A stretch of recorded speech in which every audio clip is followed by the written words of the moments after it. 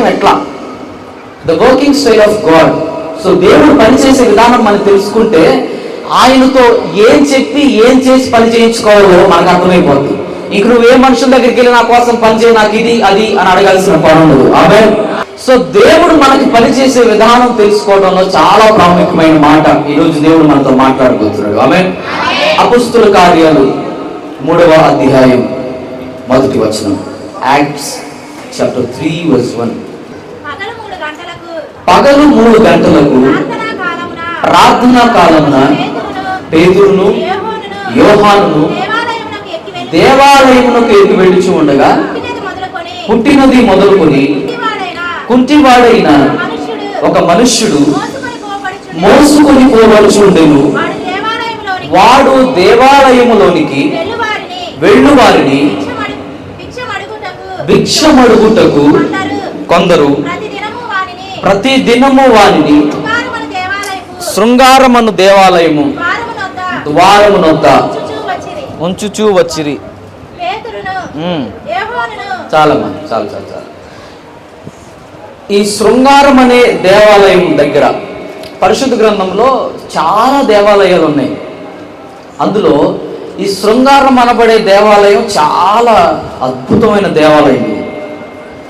తెలుగులో శృంగారం అని రాయబడి ఉంది, కానీ ఇంగ్లీష్లో ఈ మాట బాగుంటుంది. ఇంగ్లీష్లో ఈ మందిరానికి పేరేంటంటే బ్యూటిఫుల్ అని ఉంటుంది. ఏంటది? అందమైన దేవాలయము అని అర్థం. మీకు ఇంకో మాట చెప్తాను. తెలుగులో ఏంటి?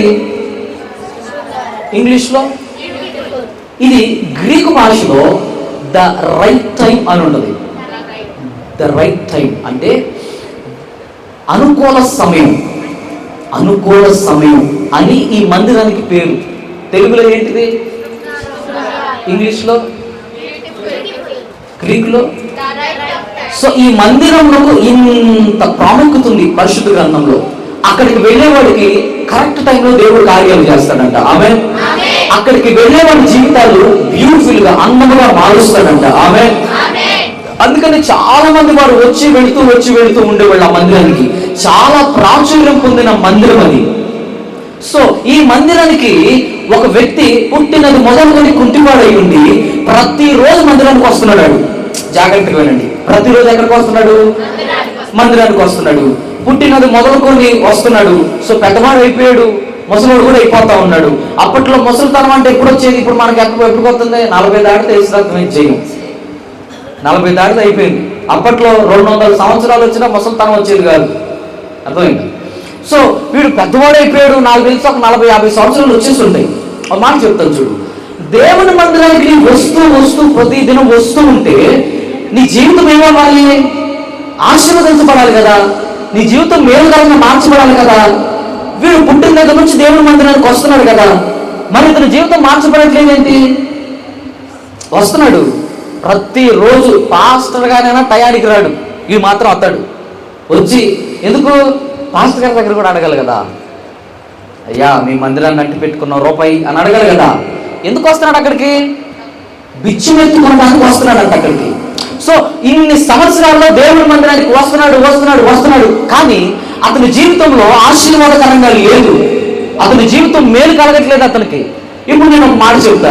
నీ జీవితంలో దేవుని మందిరానికి వస్తే ఆశీర్వదించబడాలి, కానీ నీ జీవితం ఎప్పుడు ఇంక అదే స్థితిలో పడిపోయి ఉంటే ఏమంటారు? నిన్ను ఏమంటారమ్మా? వీళ్ళేంద్రా బాబు, ఎన్ని సంవత్సరాలు దేవుడు నమ్ముకున్న కార్యాలు జరగట్లేదు వీళ్ళకి. పక్కన వాళ్ళు అనేది ఏముంది? నువ్వే అనుకుంటావు. ఎన్ని సంవత్సరాలైనా దేవుడు నాకు మేలు చేయట్లే, నా స్థితి ఇట్లాగే ఉంది ఏంటి అని అనుకుంటా ఉంటావు కదా. అట్లా అనుకుంటా ఎన్నో సంవత్సరాలుగా దేవుని మందిరానికి వస్తున్నావేమో. ఈరోజు నా దేవుడు నీతో మాట్లాడబోతున్నాడు. ఆమేన్. ఆమేన్. సో వీడు పుట్టినది మొదలుకొని కుంటివాడయ్యిండు. దేవుని మందిరానికి వస్తానే ఉన్నాడు. ప్రతి వారం వస్తున్నాడు, కూర్చుంటున్నాడు. పాస్టర్ గారి కన్నా ముందు వస్తున్నాడు. పాస్టర్ గారు వెళ్ళిపోయినా సరే అక్కడ కూర్చొని అందరికన్నా ఆలస్యంగా వెళ్ళేవాడు ఇడే. ఎందుకు? అందరు వెళ్ళిపోయిగా ఆగుతాడు. ఏమో లాస్ట్లో ఒకడుండి ₹1 వేస్తాడేమో అని చెప్పి ఆగి అందరికన్నా ఫస్ట్ వస్తున్నాడు, అందరికన్నా లాస్ట్ వేస్తున్నాడు. ఒక మాట చెప్తాను చూడు. దేవుని మందిరంలో ఎంత క్రమం తప్పకుండా వస్తే వీడి జీవితం ఆశీర్వదించబడాలా వద్దా? మరి దీవించబడింది తన జీవితం? దీవించబడిందా? లేదు కదా. ఎందుకు? విశ్వాసిగా నువ్వు తెలుసుకోవాల్సిన ఒక విషయం. ఈరోజు దేవుడు నీ మనోనేత్రాలు వెలిగించును గాక. సో నీవు దేవుని మందిరానికి వస్తూ ఆశీర్వాదాల కోసం, మేలుల కోసం వస్తున్నావు, బాగానే ఉంది. దేవుడు నేను నీ కోసం పని చేయాలంటే దేవుడు నేను ఒక ప్రశ్న అడుగుతాడు. ఏంటి ఆ ప్రశ్న అంటే, నీ చుట్టూ ఉన్న ప్రజలందరికీ ఏం తెలుస్తుందంటే నువ్వు దేవుని మందిరానికి వెళ్తున్నావు అని తెలుస్తుంది. దేవుని మందిరానికి వెళ్తుంది, క్రమం తప్పకుండా వెళ్తుంది, ప్రార్థనలో పాల్గొంటుంది, అన్నిట్లో ఉంటుంది అని మాత్రం తెలుస్తుంది. వీళ్ళు పుట్టిన మొదలుకొని విశ్వాసులే, వీళ్ళు కులమే అది, వీళ్ళ జీవితమే ఇది, పుట్టిన వాళ్ళ తరతరాలన్నీ విశ్వాసులే అని నీ చుట్టూ ఉన్న వాళ్ళకి తెలుస్తుంది. కానీ అరే ఇన్ని రోజులున్నా కానీ ఎందుకు వీళ్ళ జీవితంలో మేలు జరగట్లేదు అని అనుకుంటూ ప్రజలుంటే దేవుడు మాత్రం నిన్ను ఒక మాట అడుగుతాడు. ఏంటో తెలుసా? దేవుడు నిన్ను ఒక ప్రశ్న అడుగుతాడు. హలో, దేవుని మందిరానికి ఎందుకు వస్తున్నావు? Why you are coming to church? దేవుని మందిరానికి నీవు రావటానికి గల కారణం ఏంటి అని అడుగుతాడు ఆయన. ఇప్పటికే కూతురు దైవం వచ్చి అందరి నెత్తి మీద ఎక్కేసింది. సో వాడిని పక్కకు తోలేరా? యేసు రక్తమే చెయ్యం. ఆమేన్. శుక్రవారం వచ్చిన వాళ్ళకి అర్థమైంది పుతోని వ్యాపారం, శుక్రవారం నాలుగు వాళ్ళకి ఇంకంతే. ఇంకా ఆమేన్. సో దేవుడు నిన్ను మందిరానికి వచ్చినప్పుడు నీ కోసం పనిచేయడానికి ఆయన అడిగే ప్రశ్న, మొట్టమొదటి ప్రశ్న, అరే నువ్వు దేవుని మందిరానికి ఎందుకు వస్తున్నావు అని అడుగుతాడు. అర్థమవుతుందా? నువ్వు దేవుని మందిరానికి రావటానికి గల కారణం ఏంటి అని అడుగుతాడు ఆయన. ఇప్పుడు వీడు దేవుని మందిరానికి వస్తున్నాడు కదా, మార్పు కలగట్లా. నువ్వు కూడా దేవుని మందిరానికి వస్తున్నావు, మార్పు కలుగుతుందా? ఆశీర్వాదకరంగా ఉంటున్నావా? నీ జీవితంలో దీవెనకరంగా నీవు అనుకునే దీవెన పొందుకుంటావు. ఈ మాట జాగ్రత్తగా వినండి. నీ జీవితంలో నీవు కోరుకునే దీవెన కలుగుద్ది, కానీ దేవుడు నీకు ఇవ్వాలనుకునే దీవెన కలుగుదు. ఇప్పుడు వాడిని కూర్చోబెట్టి అడిగితే, అరే నువ్వు ఎందుకు దేవుని మందిరానికి వస్తున్నావు, ప్రతిరోజు క్రమం తప్పకుండా అంటే వాడు ఏమంటాడు తెలుసా? అయ్యా నేను కుంటివాడిని కనుక నాకు ఎవరైనా సహాయం చేస్తారేమో అని నేను వస్తానని చెప్తాడు. అంతేనా కాదా? నేను అడుక్కోవడానికి వస్తున్నాను అంటాడు. అంతేనా? నేను అడుక్కొని ₹1 నాకు ఇస్తే ఆ రూపాయితో గడపడానికి వస్తాను అని అంటాడు. అంతే కదా? ఇప్పుడు వాడు వస్తున్నాడు, ఆదివారం పూట వస్తున్నాడు, ప్రతిరోజు వస్తున్నాడు. అతనికి 10 మందిని వెళ్తే ఒక్కడైనా డబ్బులు ఇస్తాడు కదా. వాడికి కావాల్సింది ఆ రోజు వచ్చింది కదా. ₹1 ₹10 ఇస్తే వాడి జీవితం ఆ రోజు బ్రతకడానికి సరిపోయి ఉంటుంది కదా. మీకు మాట చెప్పనా? వాడు దేవుని మందిరానికి ఎందుకు వస్తున్నావు అనంటే నా కుటుంబ పోషణకు వస్తున్నాము అని చెప్పొచ్చు, నేను అడుక్కోవడానికి వస్తున్నాను అని చెప్పొచ్చు, నా కుంటివాణిగా ఉన్నాను కాబట్టి ఎవరైనా నా యొక్క కుంటితనాన్ని చూసి సహాయం చేస్తారేమో అని చెప్పి వస్తున్నాను అంటాడు. వాడు వస్తున్న కారణం చేత, అతను అడుక్కుంటున్న కారణం చేత ఎవరో ఒకరు జాలిపడి ₹1 ₹2 వేస్తా ఉండొచ్చు. వాడికి ఆ రోజు దేవుడు గడుస్తుంది. కానీ నీకు మాట చెప్తాను చూడు, నీ జీవితంలో నీవు కోరుకున్న ₹10 వస్తాయి, నీవు కోరుకున్న చిన్న చిన్న అద్భుతాలు పొందుతావు, నీవు కోరుకున్న చిన్న చిన్న ఆశీర్వాదాలు వస్తాయి. కానీ దేవుడు నీకు ఇవ్వాలనుకున్నది అది కాదు. అసలు వాడు దేవుని మందిరానికి ఎందుకు వస్తున్నావు అని అడిగితే వాడు ఏం చెప్పాలి తెలుసా? అయ్యా నేను పుట్టుకతో కుంటివాణ్ణి కదా. యేసుక్రీస్తు ప్రభువుల వారు కుంటివాణ్ణి లేపలేదా? ఆయన బ్రతికిన దినాల్లో కుంటివాణ్ణి బాగుపరచలేదా? పరిచయం లేదా? ఏంటమ్మా మాకేం తెలుసు ఆయన అన్నట్టు చూస్తున్నారు. పరిచయం లేదా? చచ్చిపోయిన లేపాడా లేదా? లేపాడు కదా. ఇప్పుడు దేవుని మందిరానికి వచ్చేవాడు ఎందుకు వస్తున్నావురా నువ్వు అంటే ఏం చెప్పాలా? అయ్యా నేను కుంటోని నాయన, నాకు కుంటుతనం ఉంది, ఎన్ని హాస్పిటల్ తిరిగినా ఈ కుంటుతనం పోలేదు, దేవుని మందిరానికి వస్తే నా కుంటుతనం పోయి నాకు స్వస్థత కలిగిద్దేమో, అందుకు దేవుని మందిరానికి వస్తున్నాను అని చెప్పాలి వీడు. కానీ ఎందుకు వస్తున్నావు నువ్వు అంటే, అయ్యా మరే నేను కుంటుండి కాబట్టి నేను ₹1 నన్ను జాలి చేసి ఎవరైనా ₹1 ఇస్తారేమో అని వస్తున్నానయ్యా అని చెప్తున్నాడు. ఇప్పుడు వచ్చేది కూడా అందుకనే ఇప్పుడు మాట చెప్తా. వారంలో వీడు ఆదివారం ఒక్కరోజే కదా ఆరాధన, ఆదివారం కదా అందరూ వచ్చేది. సో వీడు వారంలో ఆ యొక్క గుడి దగ్గర కూర్చుంటే మహా అయితే నాకు తెలిసి ₹10 వస్తాయి అప్పట్లో కదా, ₹10. కానీ వీడు దేవుడి మందిరానికి వచ్చి అడుక్కోవడానికి కాకుండా నాకున్న కుంటుతనాన్ని తీసివేయకోవడానికి ప్రార్థన చేసుకొని స్వస్థత పొందితే వీడికి ఏమొస్తుందో తెలుసా? అడుక్కునే స్థితి నుంచి వీడంతటా వీడు పని చేసుకొని కుటుంబాన్ని పోషించుకునే స్థాయికి వెళ్ళగలుగుతున్నాడు. ఇప్పుడు అడుక్కుంటే ఎంత వస్తుంది వీడికి? కానీ వీడు పని చేస్తే ఎంత వస్తుంది? రోజుకి ₹100 వచ్చింది వీడికి. ఇప్పుడు వారానికి అంతటికి ఎంత? 700. ఇప్పుడు ₹10తో ఎలా బతుకుతున్నాడు? చాలని బతికేవాడు ఇప్పుడు వారానికి 700 వస్తే వాడి జీవితం దీవెనకరంగా ఉంటుందా ఉండదా? వాడి జీవితం బాగుపడుతుందా లేదా? ఇప్పుడు నీ జీవితంలో వాడిని అడిగినట్టు దేవుడిని అడుగుతున్నాడు. హలో, నేను నీ కోసం పని చేయాలి అని అంటే నీవు దేవుని మందిరానికి ఎందుకు వస్తున్నావు? Why are you coming to church? దేవుని మందిరానికి క్రమం తప్పకుండా వస్తున్నావు సరే, అయ్యా నా కోసం పని చేయి అడుగుతున్నావు సరే, నేను నీ కోసం పని చేసే ముందు నిన్నొక ప్రశ్న అడగవలసి ఉంది. ఏంటంటే ఆ కుంటివాడిని అడిగినట్టు నిన్ను అడుగుతాడు, నువ్వు దేవుని మందిరానికి ఎందుకు వస్తున్నావు? నువ్వు చెప్పొచ్చు, అయ్యా నా భర్త మారట్లే, నాకు అప్పులు ఉన్నాయి, నా జీవితంలో అనారోగ్య పరిస్థితులు ఉన్నాయి, నా కుటుంబంలో నా కుమారుడు మారట్లేదు అని చెప్పొచ్చు. నా దేవుడు అంటాడు, నేను నిన్ను అడుగుతున్నది ఎందుకు వచ్చావు అని. జాగ్రత్తగా వినండి, దేవుడు ఎందుకు వచ్చావు అని అడుగుతున్నాడు. నీకేం కావాలి అని అడగడు ఆయన. నీకేం కావాలి అని అడిగేవాడు కాదు ఆయన. ఎందుకో తెలుసా? అడగక ముందే నీ అవసరాన్ని తీర్చేవాడు ఆయన. హల్లెలూయా. నువ్వు అడగక ముందే నీకు సహాయం చేయ పరమందున తండ్రి ఆయన. హల్లెలూయా. అందుకని నీకేం కావాలి అని అడగడు ఆయన. నువ్వు చెప్పేదాకా కార్యాలు చేయకుండా నీకు మేలు చేసే ముందు ఆయన ఒక మాట అడుగుతాడు, నీవు రావడానికి గల కారణం ఏంటి అని అడుగుతాడు ఆయన. హల్లెలూయా. అందుకని ప్రవక్తలు దైవజనులు ఇళ్లకు వెళ్ళిన ప్రతిసారి విశ్వాసుల దగ్గరికి వెళ్ళినసారి అడుగుతాడు, నీకేం కావాలి? దేవుడి మందిరానికి వచ్చినప్పుడు నీకేం కావాలని అడగడు ఆయన. హలో అక్క, ఏ ఊరు అక్క నీ దయం అన్నారు తల్లి, నువ్వు కూర్చోమ్మా, వాక్యం చెబుతున్నావు, నువ్వు ఇంకొక సభ పెట్టావు అక్కడ, పాటలు అయిపోయినాయా? మంచి స్తోత్రం చెప్పండి. హల్లెలూయా. సో దేవుడు నీకు ఏం కావాలి అని అడగడు మందిరంలో.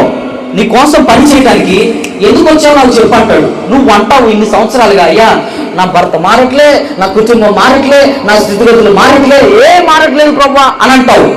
దేవుడు అంట, అది కాదురా నేను అడిగేది, నీకేం కావాలని కాదు, నువ్వు ఎందుకు వచ్చావు చెప్పంటాడు ఆయన. ఇప్పుడు ఇతనిలో ఉన్న సమస్య ఏంటి? కుంటితనం. ఆ కుంటితనం పోతే ఏమవుద్ది? అతనికి బలం వస్తుంది, అతని కుటుంబాన్ని అతను పోషించుకోగలుగుతాడు. ఇప్పుడు ఒకరి దగ్గర అడుగుకునే స్థితి నుంచి రేపొద్దున వీళ్ళు వెళ్ళిన తర్వాత ఆ ప్లేస్ ఖాళీ ఉండదు కదా, ఎవడో ఒకడు వస్తాడు కదా. ఇప్పుడు వాడు అడుక్కునే స్థితిలో ఉన్నప్పుడు వీడు ఆశీర్వదించబడిన తర్వాత అడుక్కుంటున్న వారందరికీ ఇచ్చే స్థితిలోనికి వెళ్తాడు అతను. హల్లెలూయా.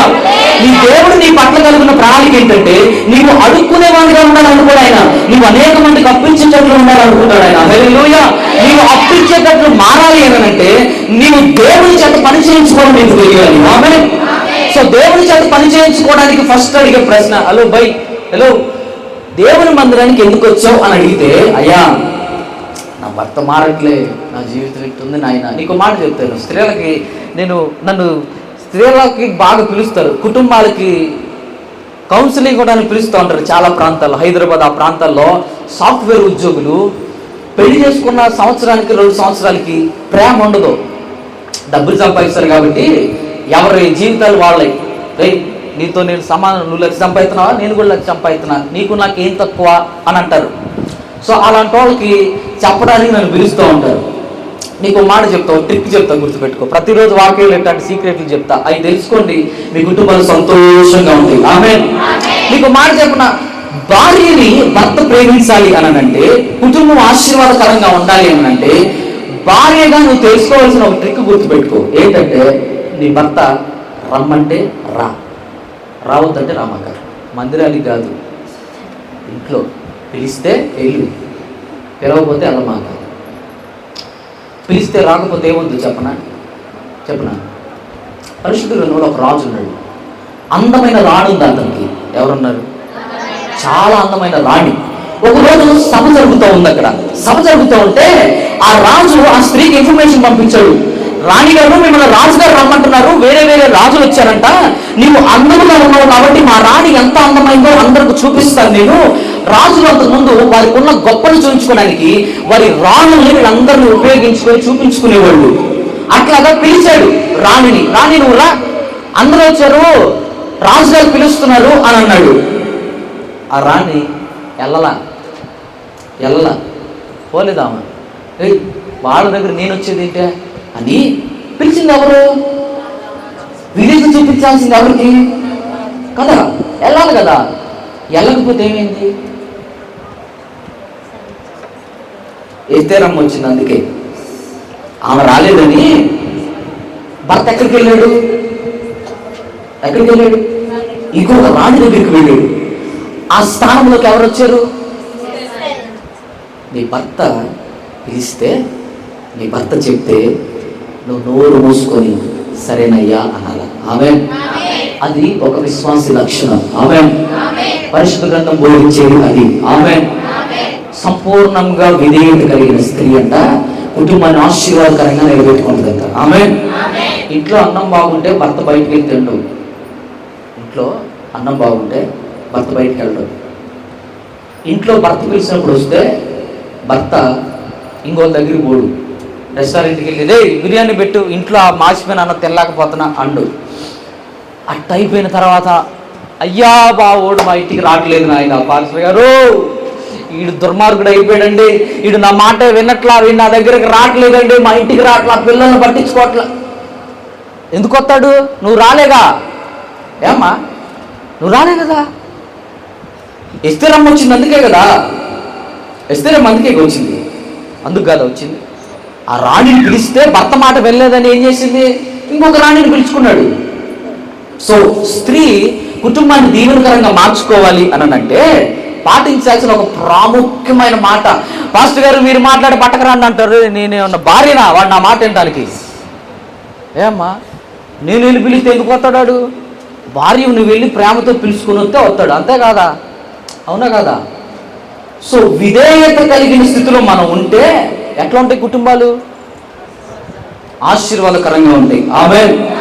సో నువ్వేం చేయాలా? భర్తకి విధేయత కలిగి ఉండాలి. ఆమేన్. చాలా మంది తిరగలకు నేను చెప్పే మాటలు అమ్మ చిరాకు తెప్పితే మండిపోతుంటది కింద. నీకేం తెలిసి దుర్మార్గుడి గురించి? వాడు రమ్మంటే రావాలంటున్నావు, పో అంటే పోవాలంటున్నావు అని. ఇంకో మాట చెప్పిన, నీ భర్త నీకు శిరస్సు అయి ఉన్నాడు కనుక ఆ భర్తకి నీవు లోబడితే నీ కుటుంబం ఆశీర్వాదకరంగా ఉంటుంది. ఆమేన్. ఇక్కడ సంఘంలో నీకు శిరస్సు అయిన వాడు దేవుడు కనుక ఆ విధేయత నీవు సంఘంలో చూపిస్తే దేవుడు నీ కోసం పనిచేయడం ప్రారంభిస్తాడు. హల్లెలూయా. ఇప్పుడు ఆయన అడుగుతున్నాడు, హలో ఎందుకు అవుతున్నావు నువ్వు అని అంటే, బాబోయ్ నా జీవితంలో ఇది కావాలి అది కావాలి అది కావాలని అనేటప్పుడు నీకు ఒక ప్రశ్న అడుగుతున్నా. నీ విశ్వాస జీవితం 10 సంవత్సరాలు అయి ఉండొచ్చు, 20 సంవత్సరాలు అయి ఉండొచ్చు, 30 సంవత్సరాలు అయి ఉండొచ్చు. ఏ రోజైనా దేవుని మందిరానికి వచ్చి ప్రార్థన చేస్తూ అయ్యా ఇదిగో నా జీవితంలో నేను దేవుని మందిరానికి ఎందుకు వచ్చానో తెలుసా? ఇదిగో నా హృదయము పాపముతో నిండిపోయి మలినమైపోయింది నాయన, నా హృదయము పాపంతో నిండిపోయి కృంగిపోయి ఉన్నాను నేను. ఇదిగో ఈ మలినమైపోయిన హృదయాన్ని పవిత్రపరుస్తావా? పవిత్రపరిచయ్యా, నన్ను పరిశుద్ధపరిచయ్యా అని ఏ రోజైనా ప్రార్థన చేస్తుంటావేడా? అయ్యా నేను ఈ పాపం చేశా, నన్ను క్షమించు. ఈరోజు నీ అందుకే పరిశుద్ధ గ్రంథం అంటది హృదయము వ్యాధితో నిండిన కపట కేంద్రము. ఇప్పుడు ఇతను అక్కడ ఎందుకు నిలబడ్డాడు దేవుని మందిరం దగ్గర? అతనికి ఒక వ్యాధి ఉంది. ఆ వ్యాధిని బాగు చేయమని అడిగితే ఏమవుతుంది? ఆ వ్యాధి బాగైపోతే వీడి బ్రతికేమవుతుంది? ఆశీర్వాదకరంగా పని చేసుకుంటాడు, బ్రతుకుతాడు. నీవు దేవుని మందిరానికి వచ్చినప్పుడు నీ హృదయంలో ఒక వ్యాధితో నింపబడిపోయింది. దేవుని మందిరానికి వచ్చినప్పుడు అయ్యా ఎందుకు వచ్చావని అంటే, అయ్యా నా హృదయము వ్యాధితో నింపబడిపోయిందే, నా శరీరంలో లోక సంబంధమైన కార్యాలతో నింపబడిపోయింది, నా ఆలోచనలు లోక సంబంధమైన కార్యాలతో నింపబడిపోయింది కదా. ఇదిగో అవి మాని పరిశుద్ధంగా మార్చయ్యా, అందుకొచ్చాను ప్రభు అని చెప్పే విశ్వాసాలు ఉంటారా? ఏ రోజైనా దేవుని మందిరానికి వచ్చి నన్ను పరిశుద్ధంగా మార్చు అని అడిగిన విశ్వాసం ఉంటుందా? ఏ రోజైనా నన్ను నీతిమంతురాలుగా మార్చు అనే విశ్వాసం ఉంటుందా? ఉండరు. నువ్వు ఎన్ని రోజులు దేవుని మందిరానికి వచ్చి ఏం ఉపయోగం? దేవుని కోసం పనిచేయడు, దేవుని కోసం పనిచేయడు. ఎందుకో తెలుసా? నువ్వు ఎందుకు వచ్చావో దేవునికి చెప్పాలి అని అంటే ఫస్ట్ నువ్వు ఆయన పని చేసేటట్లు నిన్ను నీవు మార్చుకోవాలి. ఆయనని నీవు పరిశుద్ధంగా మార్చు ప్రభు, నాలో ఉన్న రోగం ఇది, నిన్ను ఆశీర్వదించడానికి దేవుడికి అడ్డంగా ఉండేది ఏంటో తెలుసా? నీ పాపం. నీకు నాకు మధ్యలో అడ్డంగా ఉన్నది ఏంటి? అంతే. ఇప్పుడు ఆ పాపం పోతే నీ కోసం పనిచేయడానికి ఆయన వచ్చేస్తాడు కదా. ఆ అవినేతలు పోతే నీ కోసం పనిచేయడానికి వచ్చేస్తాడు కదా. ఇప్పుడు ఆయన నీ కోసం పనిచేయకుండా ఆపేదేంటి? నీకున్న వ్యాధులు ఏంటి? ఆ వ్యాధులు నీ పక్కింటోళ్ళకు తెలియదు, నీ భర్తకు కూడా తెలియదు, నీకు మాత్రమే తెలుస్తాయి అవి. నీ దేవుని మందిరానికి వచ్చినప్పుడు నీ దేవునితో ఏం పలకాలో తెలుసా? అయ్యా ఇదిగో నా జీవితంలో ఈ వ్యాధిని తొలగిస్తే నేను ఎలా మార్చబడతా?